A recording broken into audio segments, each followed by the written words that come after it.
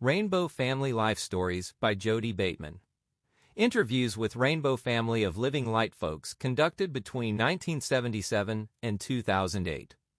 Scanned in 2018. Jodey Bateman may be contacted on Facebook, 04.G.Sunny3, The Plant's Messenger. I remember Jimi Hendrix came on stage and we could hear him. He twanged at his guitar and you could hear it reverberating through all this madness, and he said, "Let those people in. Let them in," and the whole crowd of 2,000 started chanting it. They wouldn't have except Jimi Hendrix started it. They could afford tickets. They were a breed apart. That's one reason I like Jimi Hendrix so much, because he was really for the people. That was my first taste of for the people. So finally the cops backed off. They let us take down the gate and we all swarmed in. It was the best 3-day rock festival that I've been at. And Jimi Hendrix did this whole song to us. He named his whole song to oppressed people. I went down to Boulder, Colorado with my brother. He left and I stayed and got involved with the STP family, and that was another eye-opener. I had been involved with drinking and gangs in my high school days, but this was a whole nother thing. These were people from all over the states. I only hung out with them for like 4 or 5 months. They had Buccaneer camp set up at Nederlands. All we lived for at that time was the bottle, Jack Daniels. When I look back I think, what a waste of energy, what a waste of time. How could these people have kept it up before and after I left? It was unthinkable. Crazy John was coming into it as I was leaving. What a waste of energy. That was my perspective of it after I got out of it. It was exciting at the time. Everybody would stare at us and point at us. It was like the zoo. It was titillating to my imagination. That rebel in me was titillated to have people casting us out in their minds. I left Minnesota to the West Coast for the first time in 1970 with a friend of mine, and we went right through Vortex. I remember everybody was talking about, "Oh, go to Vortex." I wanted to stop but I didn't because I had this hot date in Sausalito. This guy I had met in Nebraska. We had hitchhiked out to Denver a few months before to go to this world symposium. They had all these great leaders there. It was Ram Dass, Stephen Gaskin, and Yogi Bhajan. I fell madly in love with this guy, and I didn't want to go to Vortex because he had a houseboat in Sausalito, California. I got to Sausalito and he wasn't there, so I made a lot of contacts with the Berkeley people. I was there for an effort to set up another people's park. That was like my second riot. It was a small-scale movement. Nobody got killed, but people were very angry. The anger was just as strong as the first People's Park. So I left Berkeley after living on the streets not knowing anybody. That was my first involvement with living on the streets. We'd panhandle during the day and we'd all try to go find a place to stay at night. Finally, I met these people who took me in Oakland. The Black Panthers were just getting their strength at that time. They had been organized for a while. I lived 3 houses down from the Black Panther headquarters, scoring these men. That was also my first taste of women's involvement. This was the time I was getting first tastes of things, thinking, God, these men are so heavy. Where are all the women? And I remember talking to black women around the neighborhood. They were all for black power, but you could catch in their tone how they missed being involved in it. They held back just a little. Then I went to Minneapolis, and I moved into the Indian ghetto there. After the Black Power scenario, it was AIM, and I was getting all this political awareness of what I'd missed growing up in my little neighborhood. I remember these AIM benefits to get money to travel 100 miles. Buffy Sainte-Marie would come and sing to a crowd of about 100 of us. And she'd be just a sister. It was really beautiful. That's when we started the whole food co-op movement off the back porch of somebody's house, that grew into a co-op that grew into a statewide co-op that grew into a 5-state area. From that first back porch, watching that whole scenario fall into place was amazing. So I got organizational skills behind that, being involved in setting it up, being involved in worker shareholds. I was still tripping on acid totally, but getting so much more. It was like this sensory overload was coming in on me. Parts of my brain were opening up that were dulled through this Catholic high school for so long. I was mind-blown, going off for the weekend to this 4-day rock concert, coming back to this heavy organizational worker meeting, getting involved with the IWW, Industrial Workers of the World, strategies. Whole new worlds were opening to me. So by the time I met the rainbow, I had a lot of this background, really helpful, knowing all this how to do it. I left after the co-ops were set up, after fighting the great landlords through the tenants' union. The landlords were taking away people's houses so they could build tall buildings. Huge fights over that. It gave me a real sense of democracy and non-democracy and worker movement and worker involvement. The whole time was so important in my life. I held on to every moment back then because it was so important to me.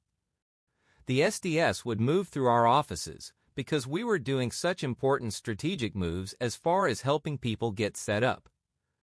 After the co-ops were starting and AIM was starting, I had a taste of the world.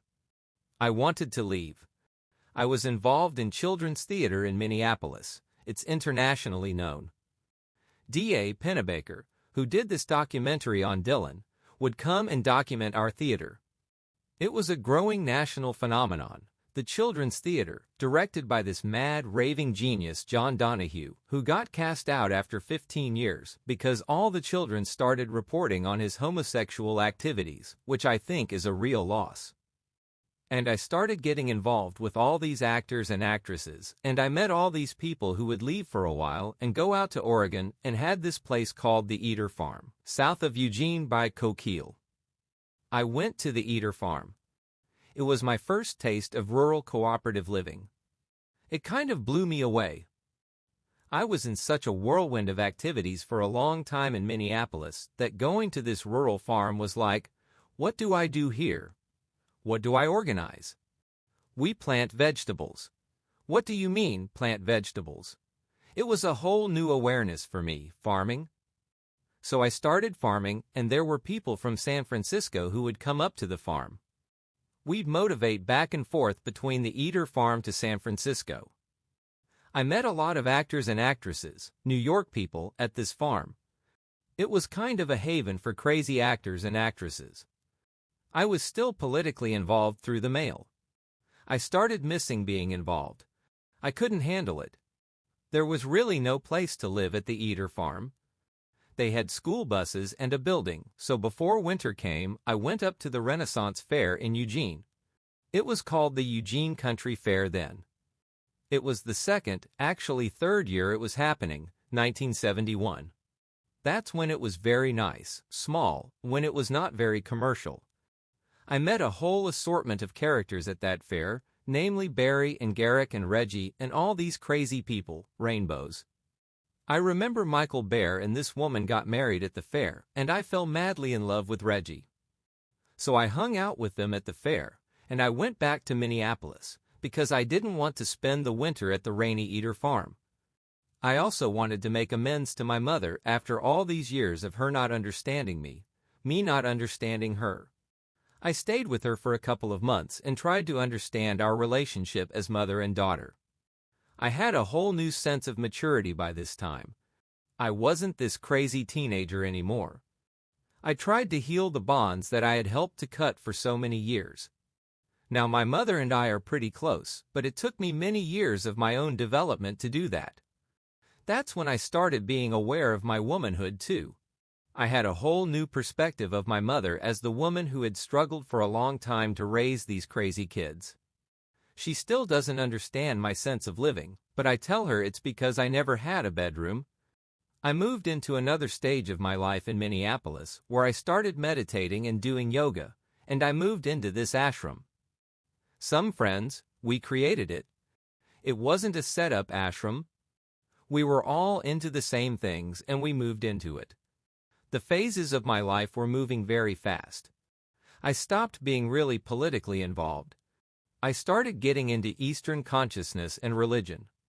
I was still doing a lot of acid. I could astral project better. We put out this newspaper called The Maya. We started selling it on the streets. We were called the Lettuce Family.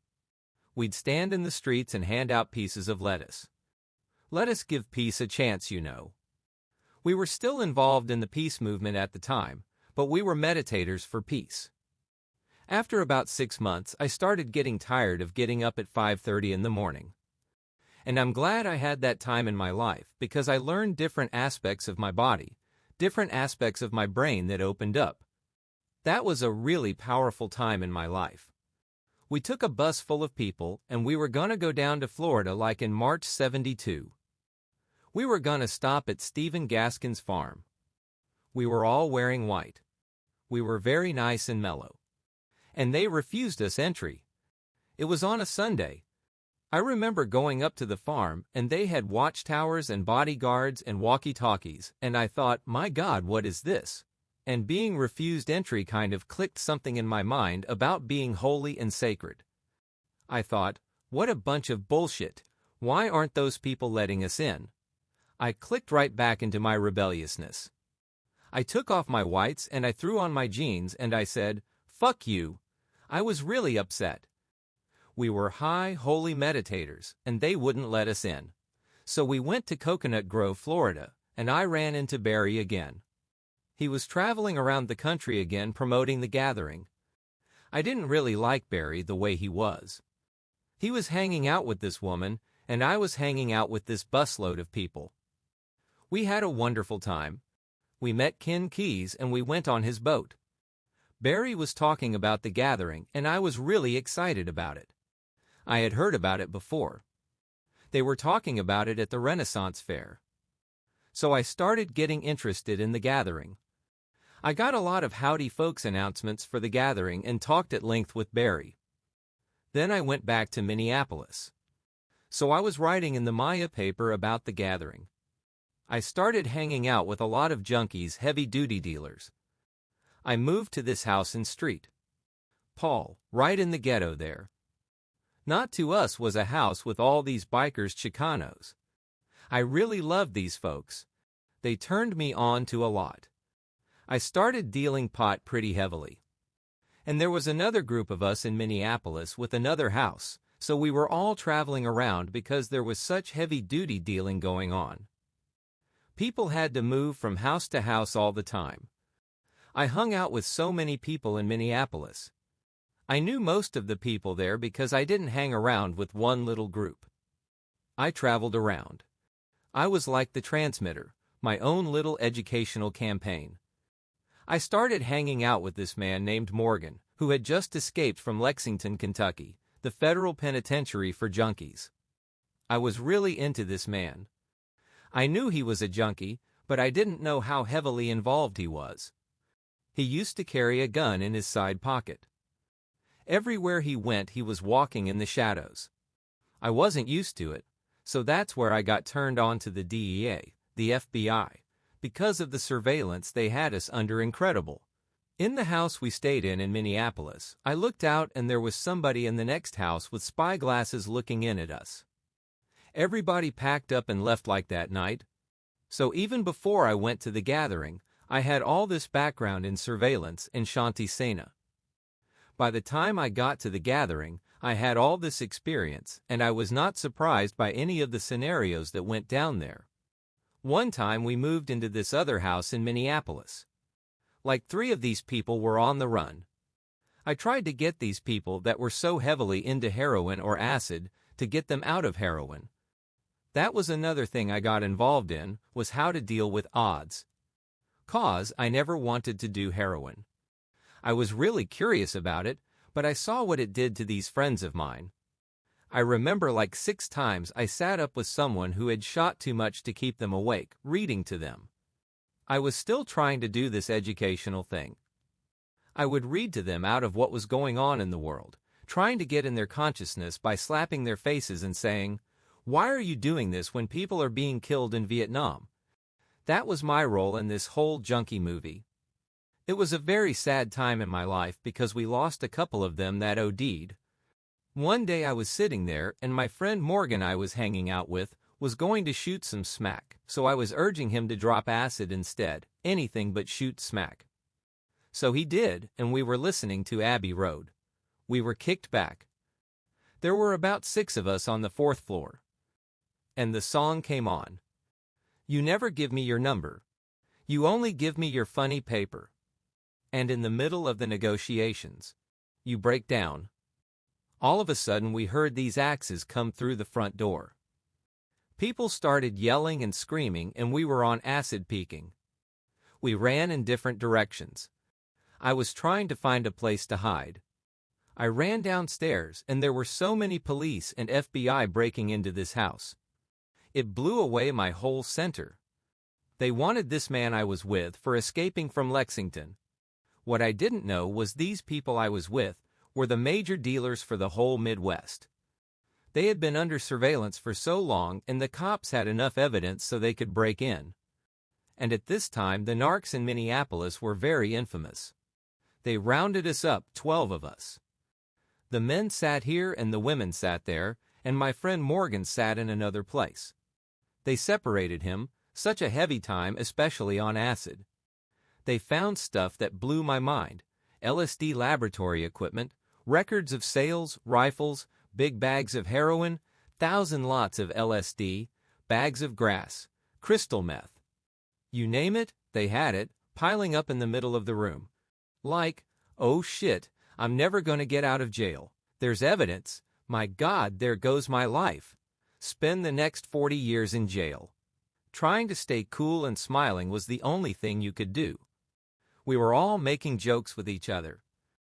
They took my friend Morgan to the other room and started beating on him, and our smiles and jokes quickly turned to like heavy because you could hear the smacking. He came out of the house and there were the TV cameras. I walked out in blaring TV trying to cover my head. And on the way to jail, somebody pulled out a bag with 50 hits of acid and said, "We gotta eat this." In those days, if they found it, it would go on each of our records. So 12 of us had to eat 50 hits of LSD, and by the time we got to jail, we were like, whoa. So we were all just hallucinating in the jail, and Minneapolis jails are not too pleasant. They told me because they knew my connections with Morgan, they tried to set me up on a murder charge in Louisiana. I went, what? I couldn't believe it. They took me in a room and interrogated me for hours and hours. They wanted me to talk about Morgan and I wouldn't. We considered ourselves political prisoners, and we sent out communications to all the groups in Minneapolis. They kept me for 2 or 3 weeks. They didn't have any more evidence. I called my mother and said, "Oh, I was just up north on an island," and she said, "I saw you on TV." I went to Eater Farm after the bust for a while. The only thing I ever shot up was speed, and the one day I shot up speed was the day Morgan, the man I really loved, rammed his VW bug into a church. He killed himself. They came and told me I had just shot up speed, and a whole nother world opened up for me. Morgan showed me so much. I went flying through the universe on his wings. I did this parade by myself wearing this purple gown in the streets of Minneapolis to the park we used to go to. I sat up in the trees and he appeared before me. It was like kinetic writing. I wrote for 3 days. My hand was moving and he was explaining death to me.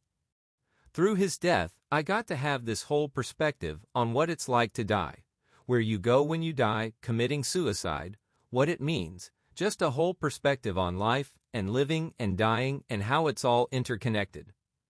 So by the time I got to the gathering, I had my hand in so many pots. So I hitched to Colorado for the 1972 World Family Gathering. I got busted on the road for hitching. I was really very angry about the police situation by that time. There were so many of us in jail for hitchhiking, it blew my mind. The whole jail was with us and it really was a lot of fun. They kept us for like 3 days. They wanted to keep us longer, but people did come and search the jails throughout the gathering and bail people out. I think they were glad to let us go. We didn't know what to expect at the gathering. So we got there, and by that time the roadblock was just ending, but a lot of us still had to hike. My first entry there was around the mountain. It took 2 days to cross the 2 mountain ridges. I think 800 people hiked across the mountains.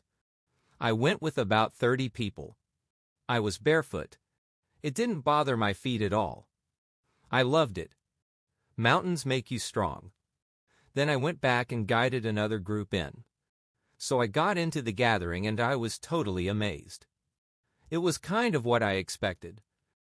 It was not a shock, but it was really nice, because it was a chance to get out of all these scenarios I had been in, a breath of fresh air because of all the things I had gone through.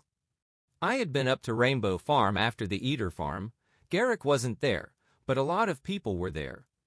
Michael Bear and Joanne and Lika Fawn, so I was friends with all these folks already before I got to the gathering. I was really anxious to see Reggie, so I ran down that huge hill to the parking lot and met Barry again, and Garrick Barry and Reggie and I and Peniel, who later became Vision with the Love family, did this TV show at Estes Park, Colorado, right away. I had a ring in my nose at this time, and the folks at the TV station were so blown away by the ring in my nose, they were doing close-ups of it. It was not like now when we go talk to the press. It was like the first time for them. They were asking all these wild questions. What's your sex life like? What's it like free loving? How many people do you sleep with? Maybe they thought I was wilder because I had a ring in my nose, and I was doing all the talking, and Vision wasn't doing very much talking. I had a good time with them up there. So we went back to the gathering and proceeded on course. Reggie and I were hanging out at that time, but that's when I got really close to Garrick and Barry and Karen. I spent most of my time at the gathering at the Rainbow family kitchen. Dominic and I did most of the cooking.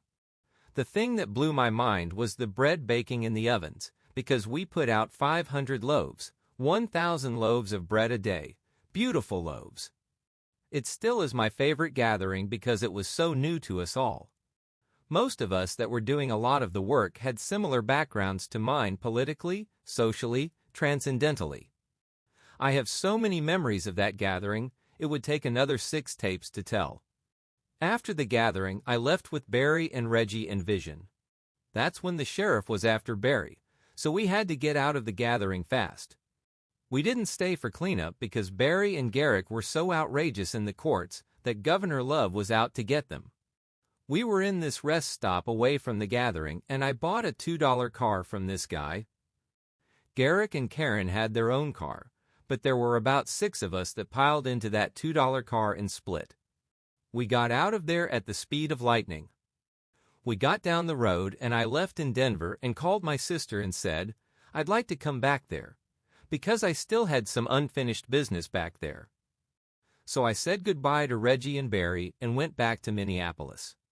Reggie came up to see me shortly thereafter and spent some time with me up there, and then he left. I was missing everybody so much after the gathering that I couldn't stay in Minneapolis any longer. Everything in Minneapolis was set up, everything was going along on schedule.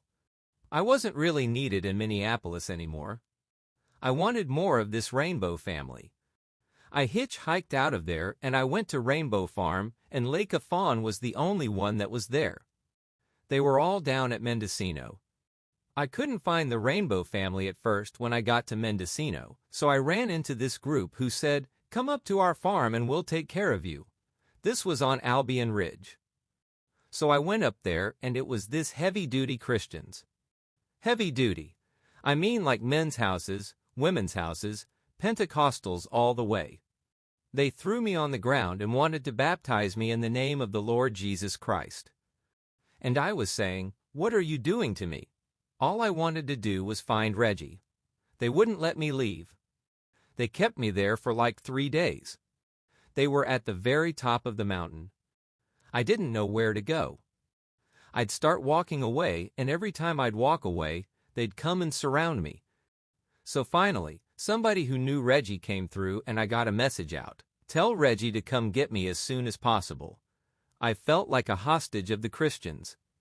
They thought I was such good property for Christianity because I was so full of the devil that they were bound and determined to make me a Christian. Reggie came the next night. They had me in Sabina Ball's house. Sabina Ball was like the leader of the thing, a heavy woman. They had plans for me to marry this head honcho, this really self-righteous, Christian, to the mailman that I couldn't stand being around because he was so derogatory toward women.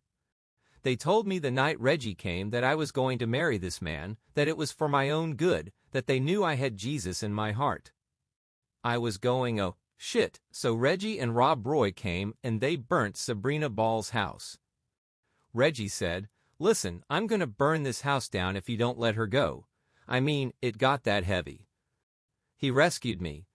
We ran. Finally, Reggie took me to this community on Albion Ridge. It had teepees. It was nice. Then Barry came through, and I still didn't like Barry at all that much. I just didn't like the way he was, real cosmic. He didn't like me the way I was, real spaced out. We talked about all the plans we were gonna do. So Annie and Reggie and I, we had a ménage à trois going. We lived up on this ridge for 3 or 4 months, a beautiful place. Then Reggie went up north to Oregon to get some grass, and he got busted on the freeway. Annie and I went to town to try and help him. I got a message to Barry, 'cause I knew Barry would be effective in this. So we went up to Selma, Oregon, and that's where we connected with everyone. The trust fund I got from when my father died, I used like $500 to bail Reggie out. By that time I wasn't interested in Reggie anymore. So we went up to Sonny's place. That's where the Rainbow family was supposed to tear down a barn to make some money, and Jay, Son, and Feather came. And we all congregated at Sonny's house for Thanksgiving. We had a wonderful time. And we had so much food. I'm the one who cooked it all. I passed out at the table. By this time I got interested in Barry and less interested in Reggie and Annie. So Barry and I connected and we hitchhiked down to San Francisco. We started hanging out with Ken Keyes. He had a school bus down there, and also they were aligned with the Tribal Healing Council with Dr. Rusty Nichols. He was doing the peyote road at the time, going around the country turning people on to herbs. I really got turned on to what the Tribal Healing Council was doing as far as their approach to medicine. They were a group of doctors and nurses who had stepped out of the bounds of the AMA. They had been researching herbs, especially osha, a root that grows in Mexico and New Mexico. So we hung out with them for a while and really got turned on to the ways they worked. Ken Keyes' trip was just starting. This was the third encounter I had with him. Ken came on to me in certain ways that I was blown away, the whole guru syndrome.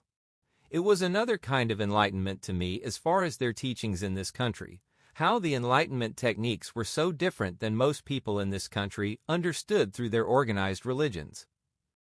Well, I got a whole other side of it through the guru aspect, as far as, their approach to young women. But we mustn't get into that too much. So one night they had all done peyote. That was one of the Tribal Healing Council's medicines. I started miscarrying. That was the first miscarriage I had experienced. It was Reggie's baby. Everybody else was in the bed giggling, 12 people in the bed. I'm laying in the toilet with blood flowing out of me. Interspersed with all this great guru stuff, and all this great healing people, and I'm laying there on the toilet and God, nobody's helping me. Rusty Nichols, who's now an MD in Golden Beach, Oregon. He still remains quite a friend of several of us in the family. So after a while I was starting to get Christmas, and I went back to Minnesota after a horrendous ride with a trucker. It was Mardi Gras 1973, and I was supposed to go back and meet Barry, but I didn't. I got hung up with the co-ops again. Every time I go to Minneapolis, I get entrapped in all these political things. I was living with this woman named Leda and this man named Adam in this 2-room apartment in Minneapolis. Leda was such a close sister, like Feather and I are now. Barry had urged me to come out west and I wasn't ready yet, so he came there after Mardi Gras. I was still reluctant to go and he kind of gathered that after a while, and so he left and went back to Eugene, Oregon, and I stayed and did a few more projects in Minneapolis. That's when we worked the whistle-stop program to prevent ropes in the neighborhood I was living in, so that took precedence in my life at that time. It got to be spring and I started getting wanderlust again.